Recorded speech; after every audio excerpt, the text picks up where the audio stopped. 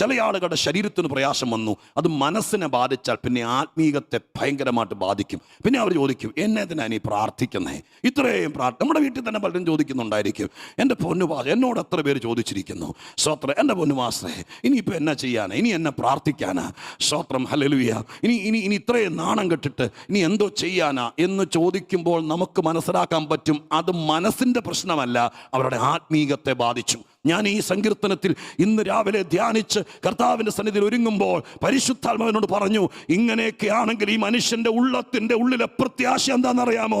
15-ാമത്തെ വാക്യത്തിൽ, ഇല്ല, എൻ്റെ വ്രണങ്ങൾ ചീഞ്ഞു നാറിയാലും ആളുകൾ എന്നെ ഇട്ടിട്ട് പോയാലും ഇനി ഇവൻ എഴുന്നേക്കത്തില്ലെന്ന് ആരൊക്കെ പറഞ്ഞാലും ഈ രോഗത്തിന് മരുന്നില്ല എന്ന് വൈദ്യശാസ്ത്രം വിധിച്ചാലും എൻ്റെ ആത്മീകം ഞാൻ കളഞ്ഞിട്ടില്ല.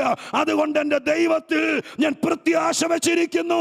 എൻ്റെ കർത്താവ് എനിക്ക് ഉത്തരം അരുളുമെന്ന് ഞാൻ ഉറച്ചിരിക്കുന്നു.